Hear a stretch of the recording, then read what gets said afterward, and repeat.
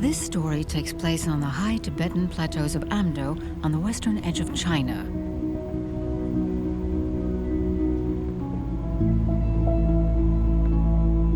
It's the story of a woman who, at the age of 24, transformed her life and returned to the land of her ancestors. It's the story of a woman who set up a textile workshop in the last village of a lost valley in a place where heaven meets earth. It's the story of Dechen, who breathed new life into the yak wool trade, bringing pride, prosperity, and a future to the last remaining nomads in this part of Tibet.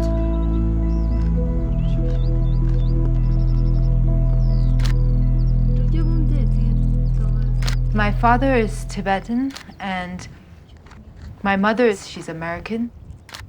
I grew up in India. I studied East Asian studies and film studies in the US. Ever since I came here, I started to move away from making films. The priority, is always about creating employment.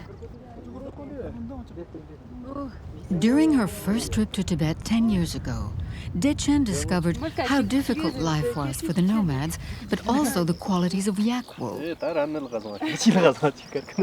Since then, she has transformed the lives of these Tibetans and revived some age-old skills, establishing a reputation that reverberates around the world from Beijing to Paris. In this dazzling natural environment, Dechen photographs the fabrics, scarves, and shawls worn with pride by the artisans from the workshop. Each collection provides the opportunity to admire the work of these men and women who just a few years ago were fighting exile and poverty.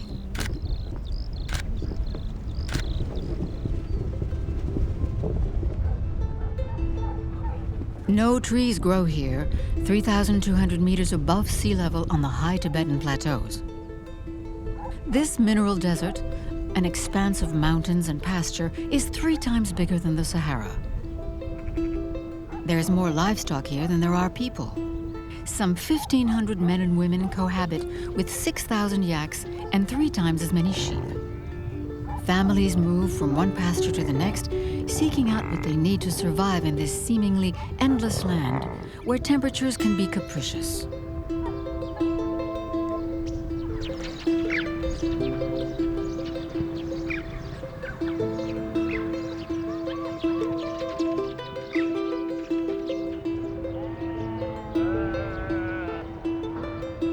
It was in Zorge Rotoma, in the autonomous Tibetan prefecture of Gannan, in the northwest of the People's Republic of China, that 10 years ago, Dechen decided to set up the Norlha workshop, sheltered from the wind between 2 hills.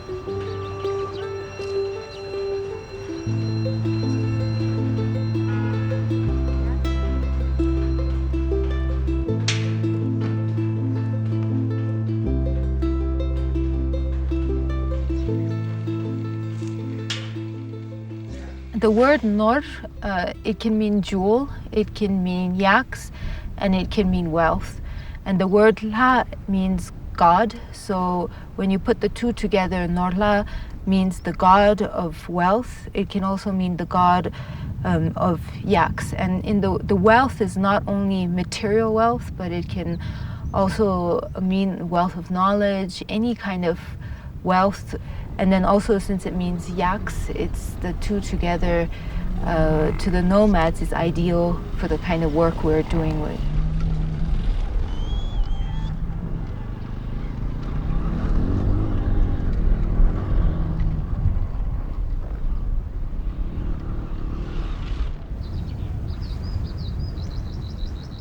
Yaks have always been at the center of nomadic life. They are a means of transport, providing milk for nourishment and wool for making tents and everyday objects. When the cold season arrives, yaks produce a magnificent fiber, an incredibly soft down called COULON. COULON, it's kind of soft layer of wool that the yaks have that really insulates them and keeps them warm. And then over the underlying yak wool, then you have the yak hair. That's the long hair that falls typically under the belly. So yak kulu is the softest, the finest of the yak wool.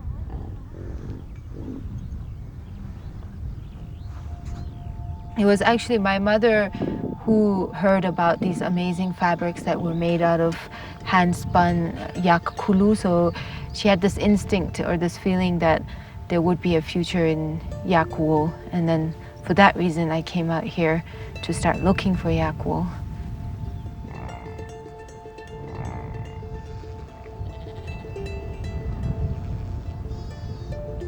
On the high Tibetan plateaus, nomadism is under threat. Young people are attracted by the big Chinese megacities where they go to join the workforce. By supporting these nomads, Dechen allows them to stay in their homeland and takes great pains to perpetuate their culture and traditions. Before the pastures were good, we had between 600 and 700 sheep, more than 200 yaks, and over 20 horses. When I was still a nomad, summer and winter alike, I would take care of the animals, night and day. It was my life.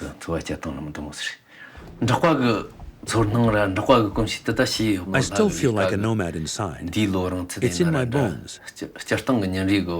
Even if I've worked at Norla for years, the feeling is still there.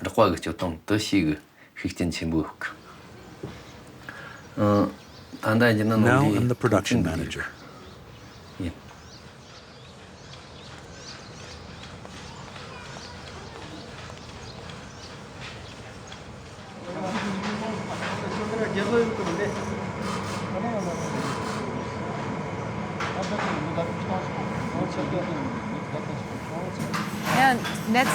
It's not very well woven, it's like a net.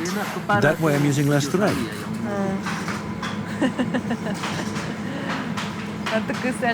Aren't you looking neat?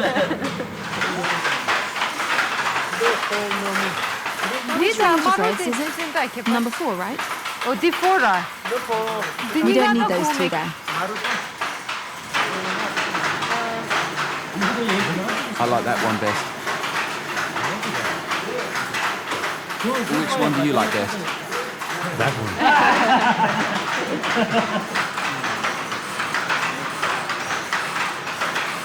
I love that one. The red brings the white out better. That color is too dense.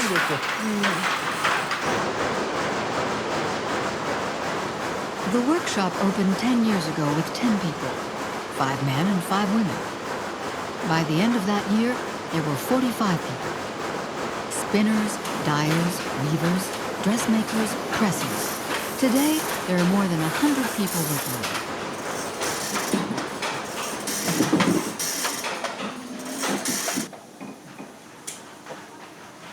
The women spin the koulou wool. This precious fiber can only be harvested by hand and in springtime when the yaks start to molt. The Queen of Wools was used to make garments for Tibetan royal families and the Emperor of China. But the savoir-faire almost disappeared at the end of the last century.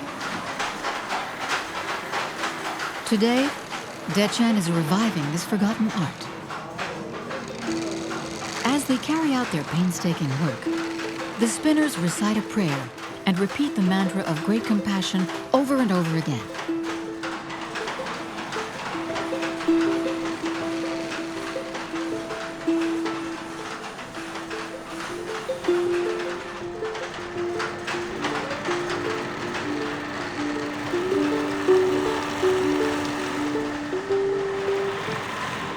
So for that reason, it was always very obvious that the only way that we could help people was by bringing and keeping the added value of this locally available raw material right in the area itself. And the only way you could do that was by providing stable jobs and a stable source of employment.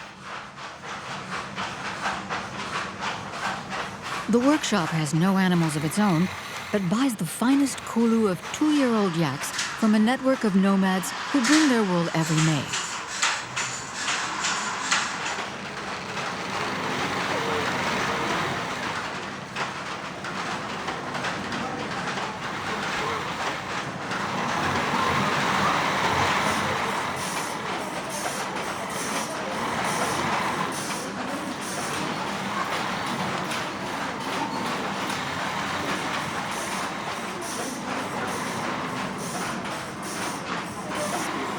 The workshop has started to become an ideal place for women to come because they had such hard lives as nomads. They had to wake up as early as 3 in the morning, and they start with milking all the animals. Depending on the herd size, usually they'll be finished by 5 o'clock. And then they start churning the milk and preparing it for the butter, drying the cheese, collecting the dung. And that's most of their chores. They just really didn't have any free time at all in a single day during the summer months. It's a very harsh, hard life.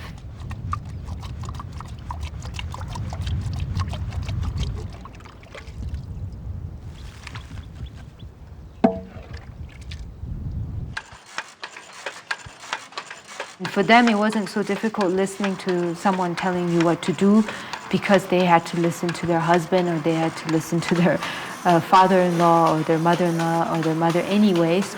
It's become a place where they can come and they can receive and have a steady source of income, and they then have a new kind of status, whether it's in their family or whether it's in their freedom as being a single woman. My name is Zorge Rotoma. I'm a weaver at Norla.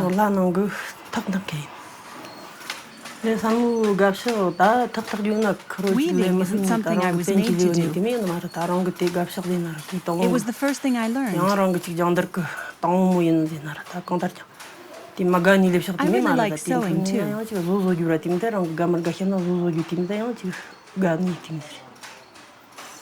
At the workshop, sometimes I get bored.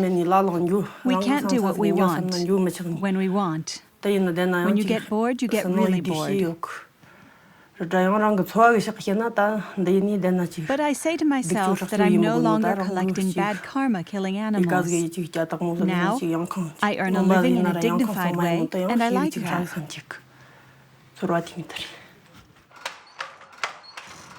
The people who work in the workshop all grew up as nomads.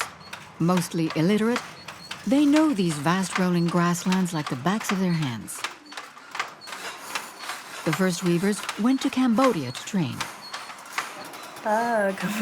I'm a nomad. I'd never traveled abroad before, not even to China. The first time, it was so hot. And I was amazed to see the ocean.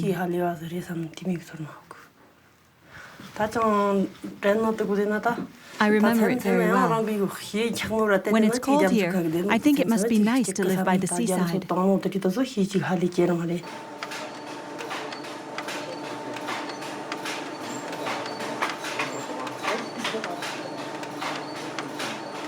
The other artisans were trained by Nepalese experts.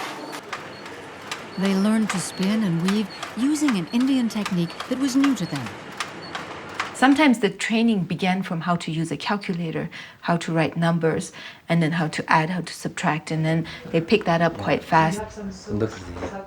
Like Dechen, most of her close collaborators started this adventure at a young age. Zorge was 22 when he arrived at the workshop. I learned a lot from Dechen. At school, I learned the bases of Tibetan traditions, and I tried to learn Tibetan as best I could. With Dechen, I've learned computers, English, negotiation, marketing, and production. Everyone in the management system is quite young. That's why we've always been very excited by everything else that's happening in the world, all the technology in the world. So we try to take the advantages of technology and ride with that to kind of get us more in touch and make us more efficient in the world and as a production unit. Now we all use telephones and computers. Came like a wave. No doubt because now we don't have to worry about our survival, so we can pay attention to technology. In the beginning, we had a meeting with all the managers, and we said, okay, we have to not allow phones to be brought into the workrooms. They have to leave it at the door, and we can give them a break to use their phone for 15 minutes in the morning and 15 minutes in the afternoon, but besides that, they can't use it. And everyone was like, that's just not possible. The people just won't listen. There will be a revolution in the workshop if you can't use your phone. The first 2 days was like, and then all of a sudden, nobody ever complained again.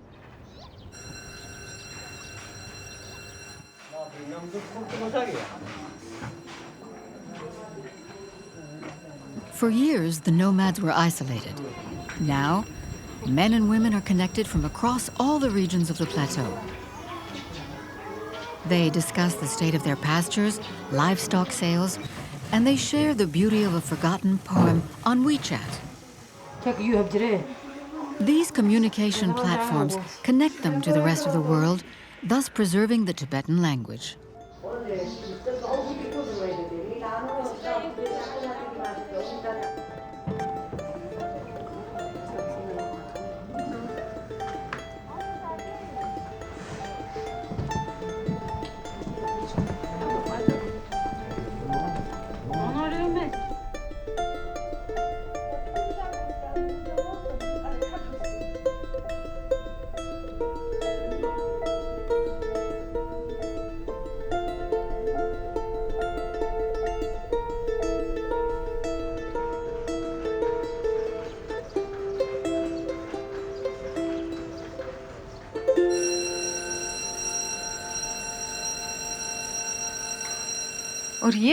This one has turned out really well. Did you put the thread in later? No, we made it like this. We made this design. Look, this portion here is quite broad, so it's really not visible. So I placed the thread in such a way here that it becomes visible. This one's very good. This one is very good. Both of them are good.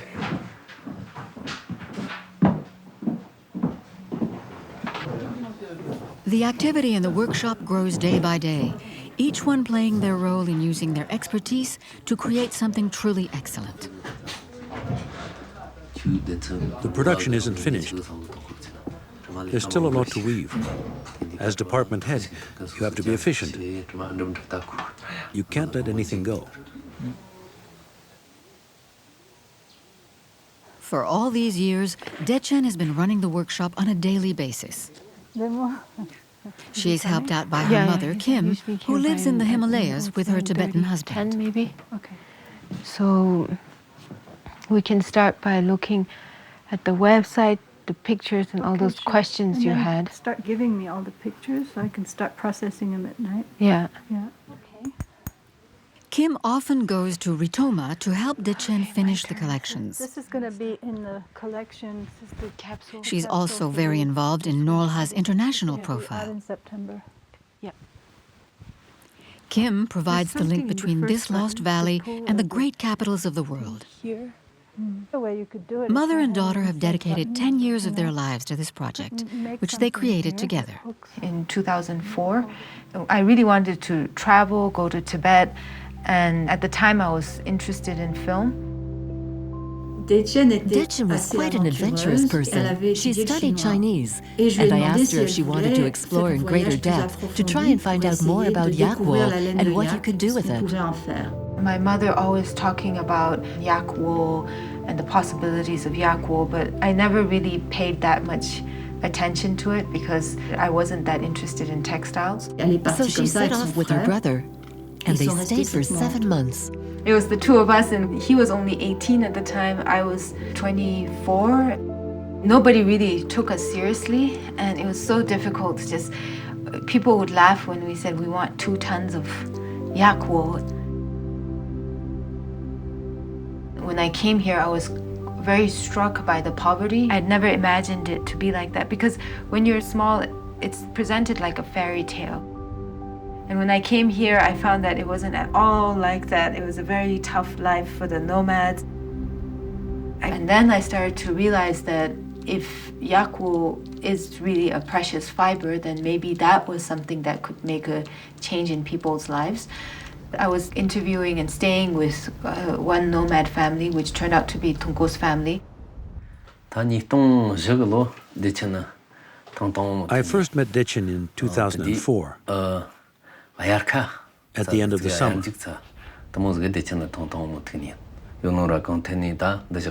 It was gray, just starting to rain. She looked so young.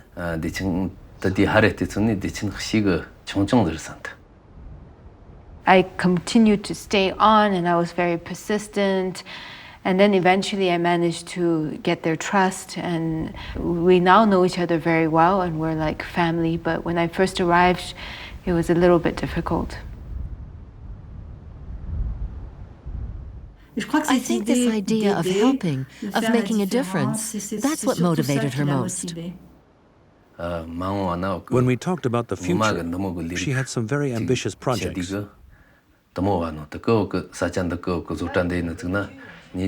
She wanted to create a business. I felt that I could trust her completely. He was just incredibly curious about the outside world, and he knew that he had kind of missed the bus in that he had never had the chance to go to school. So this would be his last chance to just hop on this bus that would take him and to the modern world, or somehow bridge him into the modern world. So he was very eager to take that risk and take that chance. I remember. I'll never forget her. And I knew the kind of commitment that people like Tunko had made to this project, so it wasn't just about me anymore, and so it really wasn't really an option. And I always knew that if I started this, I had to live here, this would have to be my life.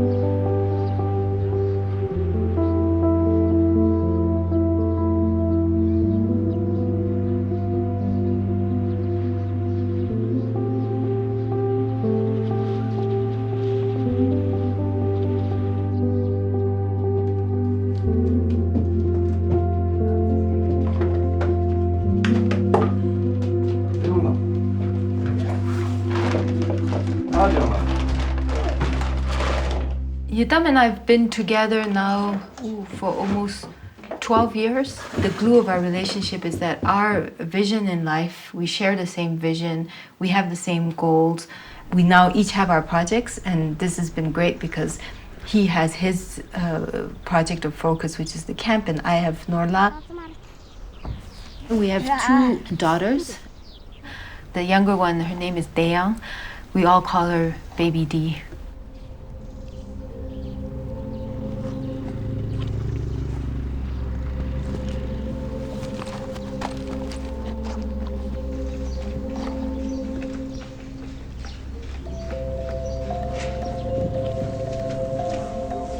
The older one, her name is Nonzi.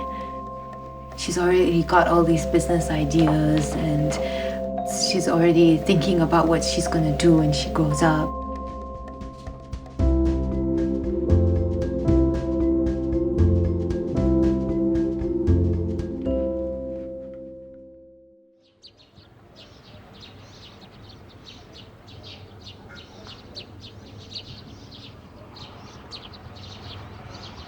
Dechen's house is on top of a hill.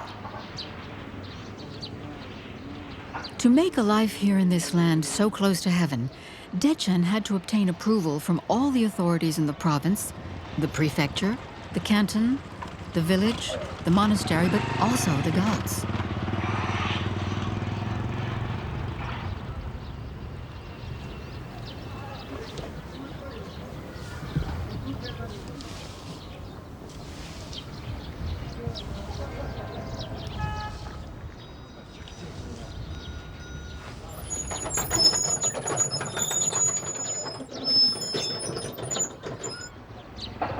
The site of the workshop is very special.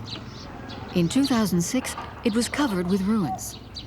From what the monks say, the god of the earth keeps his horses in this place, and only people with a particular virtue can live and build here.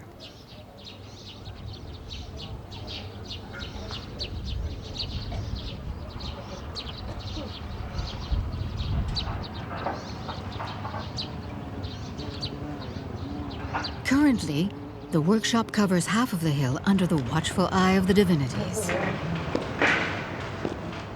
From the beginning, it was always so important for me to have a beautiful environment to work in.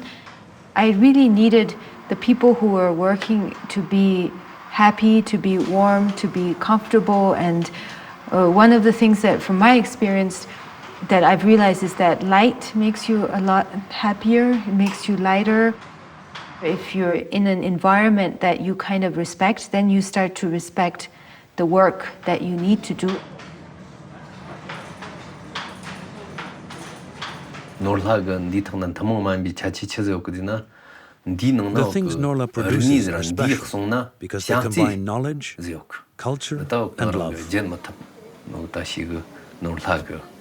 That is the pinnacle of beauty, in my opinion.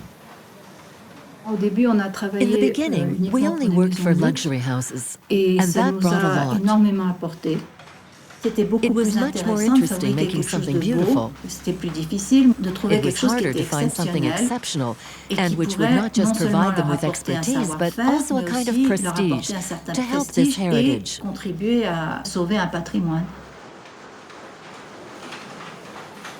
It made us more rigorous about the work. It gave us a certain eye. So we need to have a kind of shared responsibility that brings us together to produce the perfect product that will ensure our survival. That's a really nice one because you can put these really crazy colors, and then you get just a hint. It's the same kind of thing as this. Yeah. You just get the hint of the crazy color. Yeah. I don't know. I like the idea of choice, a little bit of choice. Sometimes you do too much choice and it gets too confusing, but I like this one also.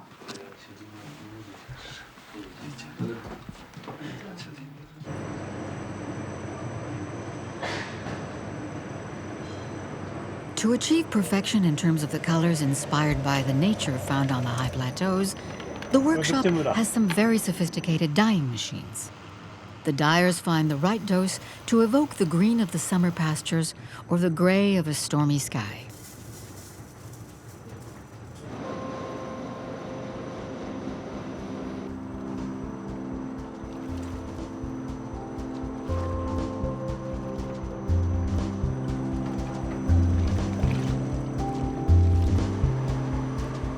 Red is a sacred color for Tibetans.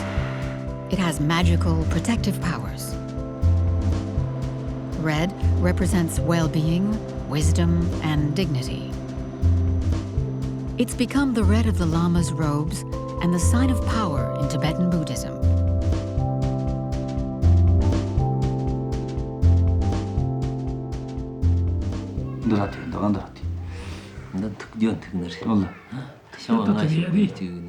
If we put 5 lengths, we should have almost 5 meters. There aren't 5 lengths there. Yes, there's one that is 5 lengths and another one that isn't. This one is 5 meters. This one is smaller. I'll try it before buying. The color is very fine. It's lovely.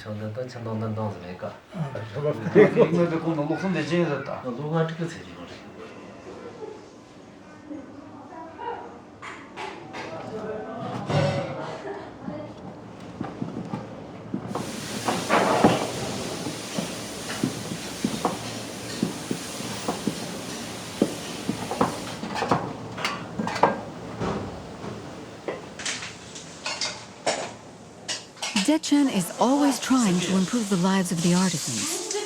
Some live in Rotoma, but others have to walk long distances to reach the workshop. At 7 a.m. and at midday, the employees are served hot meals.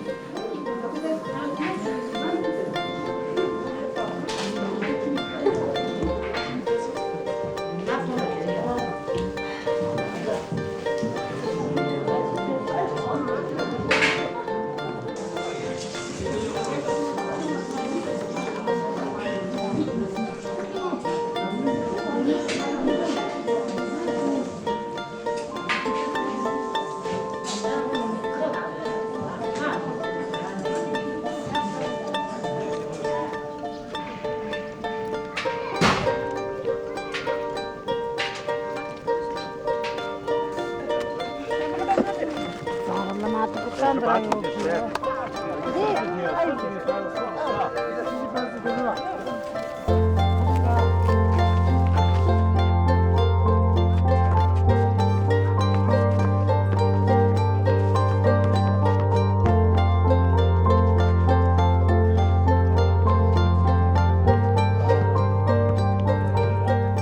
by the workshop, the basketball court is a place of relaxation, where Noor Hatim regularly plays against the Rotoma monks.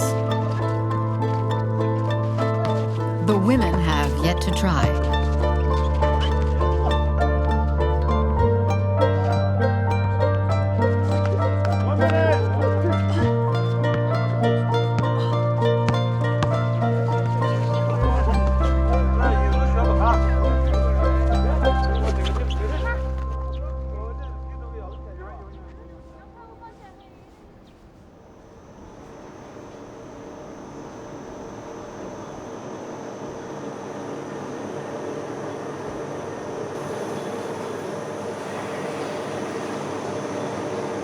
A fabric can be woven, knitted, or felted. Since ancient times, Asian nomads have used felt in their daily lives to insulate their tents and for clothes. Kulu is often combined with sheep wool to make lighter colored garments. These pieces of wool are then carded by machine to aerate them and remove any natural impurities. These flexible, homogeneous ribbons flow from the carding machine like a fluffy cloud.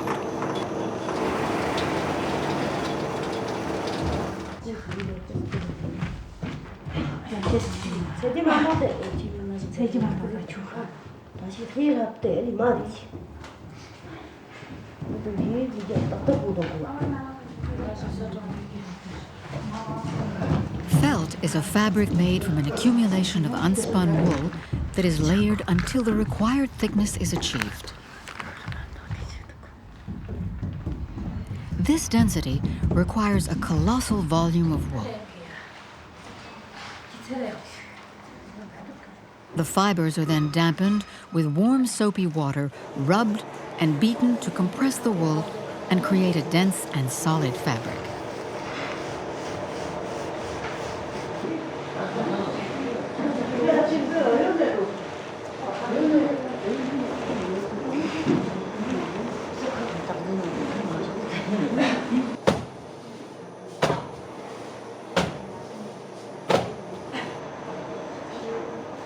With the felting, we've always had a problem. The finer you get with the felt, the more difficult it is to achieve a complete evenness. So if it's 300 grams, to make sure that the whole panel is evenly 300 grams and not lumpy on some sides. Every time they brought in the felt panel, we'll pick it up and look at it in the light, and then we'll say, oh, this and this and this, that. And finally one day the manager was like, actually, if we had a light that we could see that before we felted, then I think we could solve it. And I was like, are you sure? And he said, yes, we just need a big table with lights. Sometimes their inventions were a little bit crazy and they didn't work out. So I was like, okay, first let's design a mini table of what you're saying and see if it really works. And then we'll make the bigger table. So they went to work and they designed a small table and they put the light on, and then they said, see, it's working. So finally we tested it by making one big table, and I mean, it worked. It's very obviously has become the solution of how we make very even, fine felt.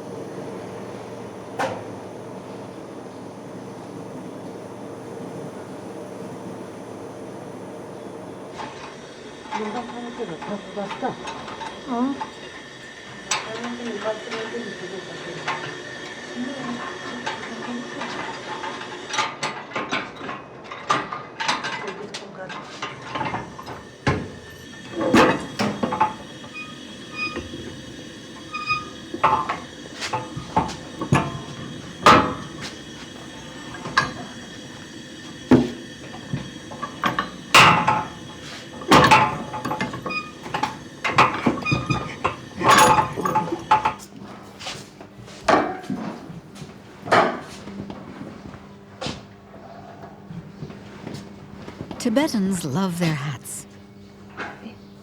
Hats are the ultimate accessory, which vary according to rank and region. In the 20th century, the growth in trade with British-controlled India introduced certain hats to this region of the world.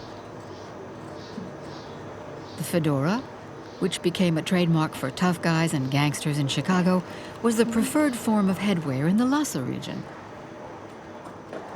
The Stetson, worn by men and women, was favored in the region of the high Amdo plateaus.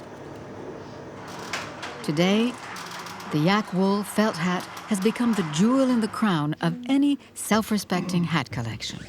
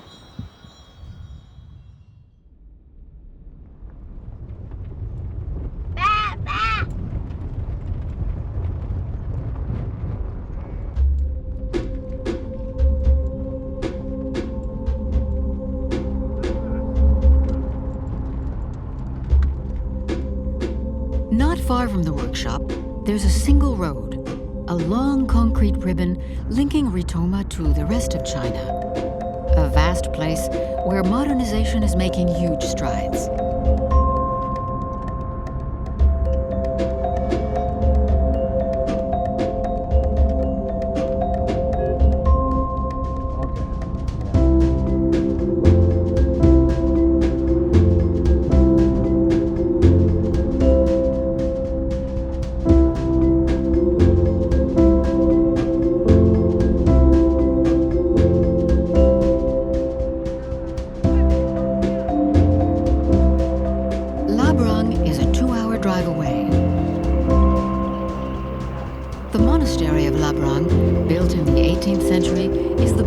Tibetan monastery in this part of China.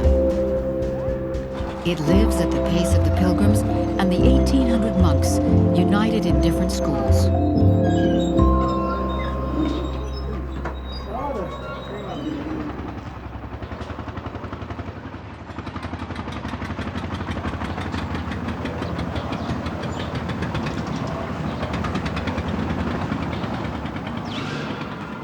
The biggest study center is that of the Gelupas. It's one of the main schools of Buddhism. It welcomes the elders of the families for a day, a month, or a lifetime. For Tibetans, having one of your children as a monk at the monastery ensures a link between the secular and spiritual worlds.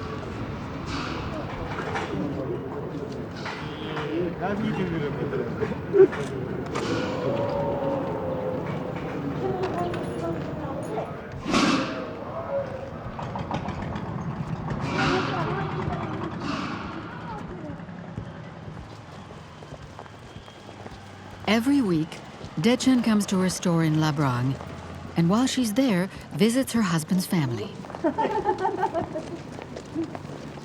His parents live near their eldest son, a monk at the monastery.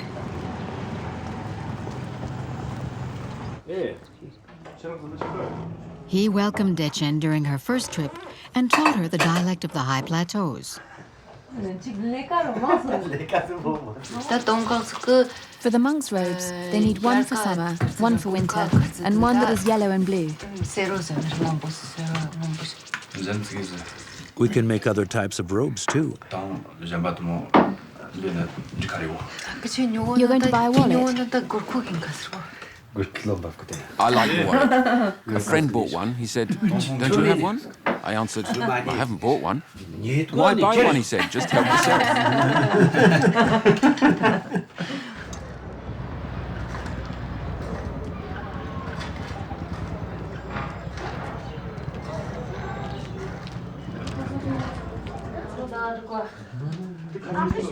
The red is for you.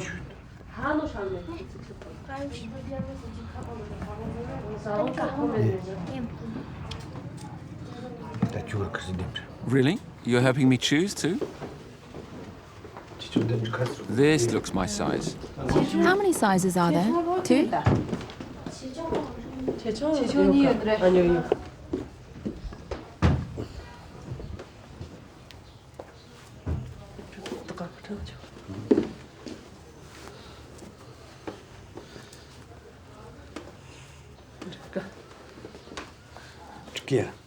Yes, it's perfect. Monks would come in and they always have lots of suggestions. You should make it a little bit like that. You should make a belt.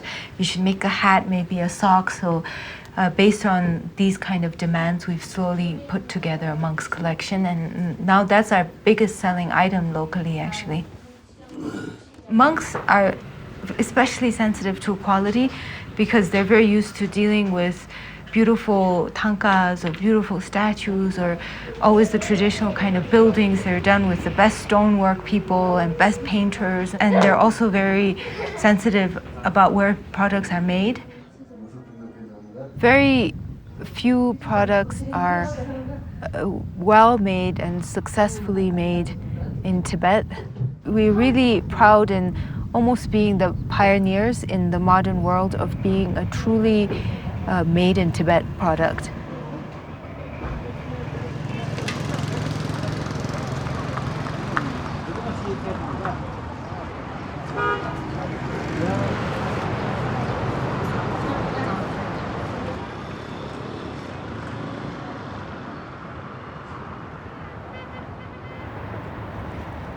Dechen is always taking her textile adventure further, using her intuition to create a new activity using yak wool. In the heart of the modern town, she's just inaugurated her first workshop for carpets. The Tibetans have been making traditional carpets for centuries. They use them for many different things, such as wall hangings and horse saddles. But the most common use is for sitting on. It's our last baby. It's the newest project. It needs a lot of attention, a lot of care. It's not like a scarf where you weave one scarf and you put it aside and say, we're going to try another thing. There's so much wool and raw material involved, so you have to be more confident. Carpet is a much bigger commitment. We can show the mountain like this. Westerners will see it differently. Sometimes you have to interpret what you see. Yes, mountains. The shape, it goes downwards, and then it comes up and goes gently down again. That's our landscapes. The mountains do that. When you look at it, that's what you see. Yes, like a wave. I get it. We're trying to integrate yak wool into our carpets. Traditionally, the carpets have always been made with sheep wool, but it's a whole process of testing because the yak wool fiber is very short, so we're not sure how well it will work in carpets. We're starting this workshop in collaboration with another village. Now more people are starting to see that the training in itself is already an opportunity without even the promise of work after. So that's a very new thing right now. It's a new development, and we have a lot of people who want to come and train with us. In 1950, Tibetan refugees started to migrate to India and Nepal. They took their carpet-making skills with them. Dechen has brought the head of a workshop in Nepal here to teach the young Tibetans these skills that had all but disappeared. They began their training 4 days ago. Yes, 4 days ago. In 2 days, he's woven 13 centimeters. He's a good student. He's very motivated. The finishing is very neat. Very neat. Yes, very neat. The knots are lovely and tight. It's good quality. There's not much design, but it's very straight. It's perfect. He's paying me compliments. Well done, good job. If this goes according to plan, then it becomes a system of replication into other villages. So this is where people will come, they'll set up their own workshop, and then we would then help them with the marketing and with the designs of different products. So that's the kind of collaboration we're looking. So this is the first trial of such a collaboration.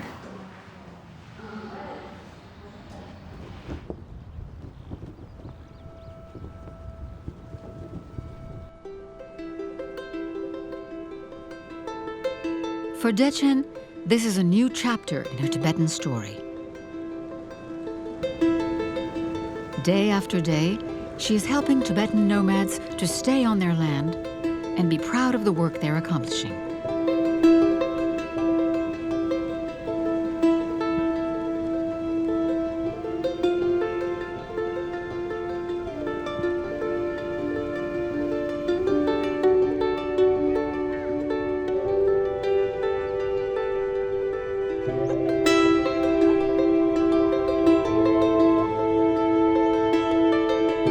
My images are always about representing what Norla is and the story behind Norla in as little words as possible.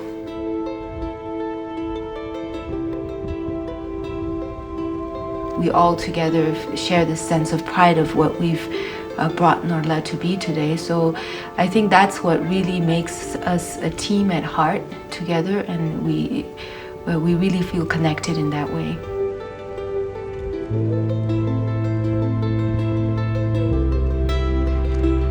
Something we're trying to build that's timeless. So whether it's in the product, it's something that you can wear but you can pass down, it can live through generations.